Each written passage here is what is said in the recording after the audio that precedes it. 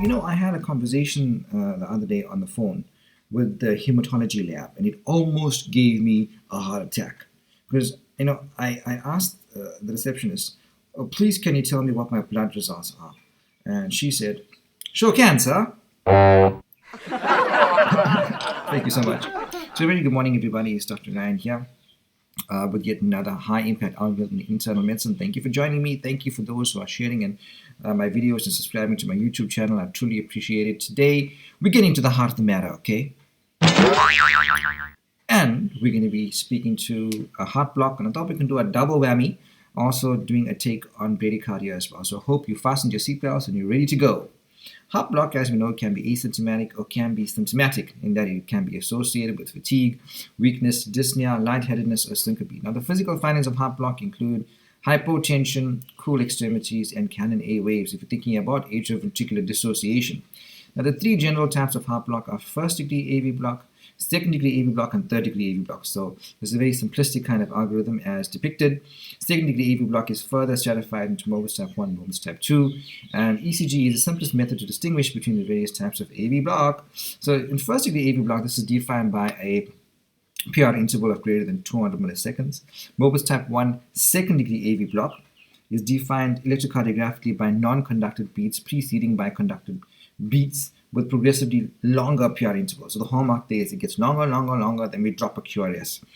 Wolters type 2 second-degree AV block is defined electrocardiographically by the presence of conducted beats with a constant PR interval, followed by a sudden failure of P wave conduction, that is non-conducted beats. So in Wolters type 1 second degree, the PR gets progressively longer and then we drop a QRS. In Wolters type 2, it's a fixed PR interval and suddenly we drop a QRS. So there's no successive prolongation in second degree Wolters type 2.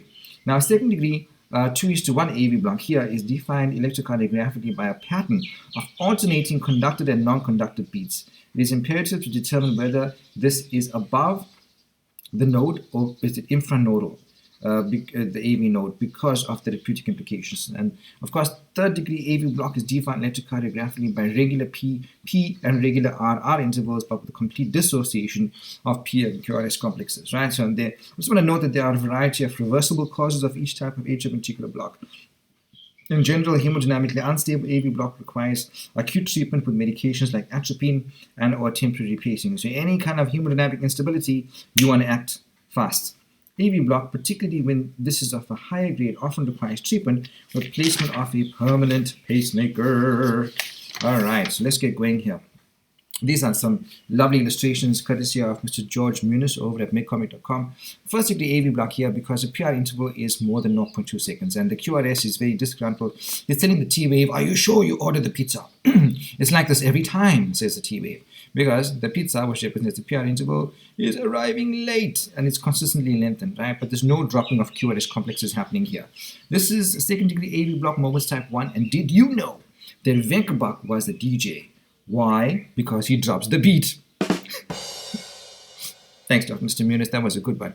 So what we see here is a PR interval getting progressively longer, and then we drop a beat. This is in contrast to second degree Wolters type 2, in where there may be a fixed relationship between the P waves and the QRS complexes, but there's no progressive prolongation. It's just a constant PR interval greater than 0.2 seconds, and then we drop a QRS, right? But the danger here is that this may indeed progress to complete heart block.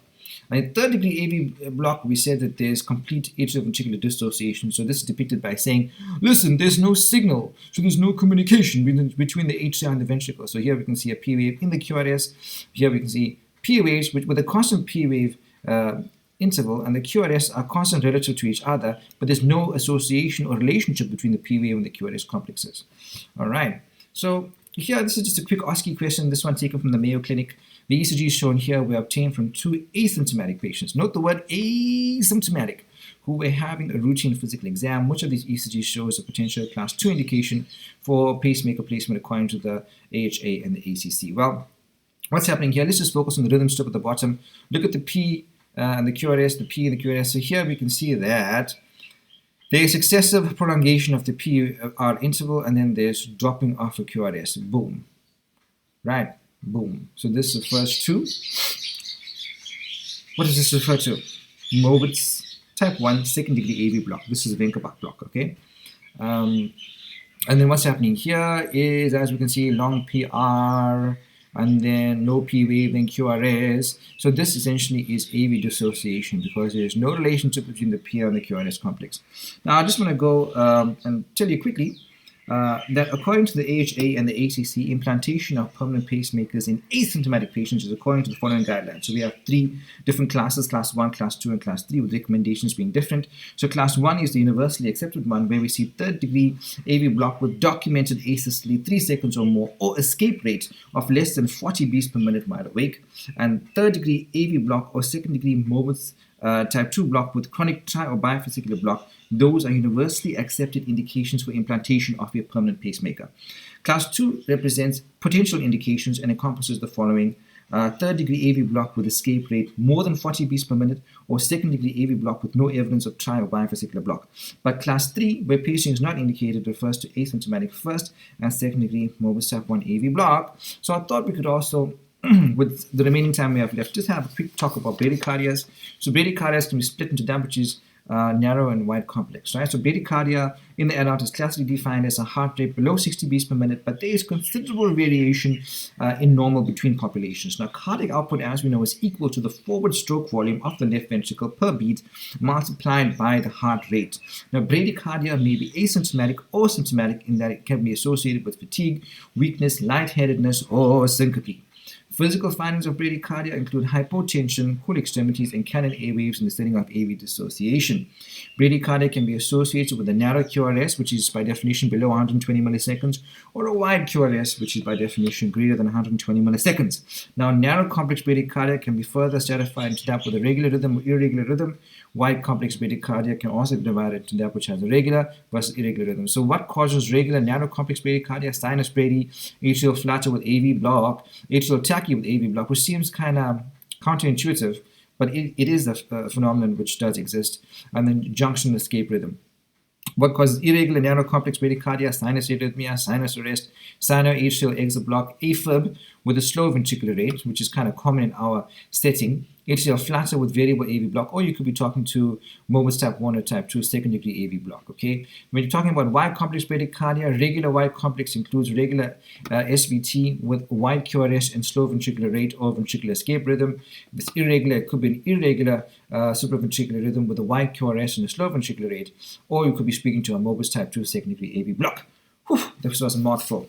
Okay, as always, I just want to encourage you today. You know, Abraham Lincoln said, and I quote, "Nearly all men can withstand adversity, but if you want to test a man's character, give him power." The book of 1 Samuel chapter 16, verse number 7 is an illustration of where Samuel is looking to anoint one of Jesse's sons to be king over Israel.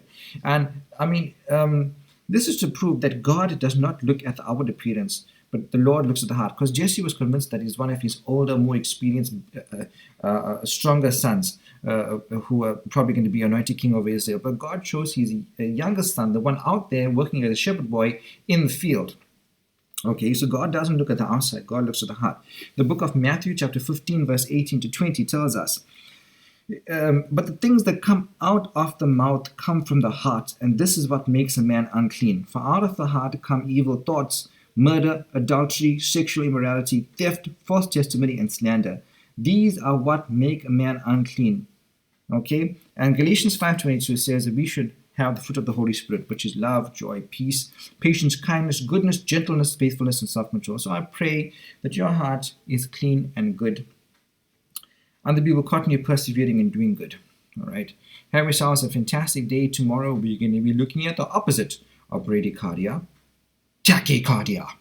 I'll see you then.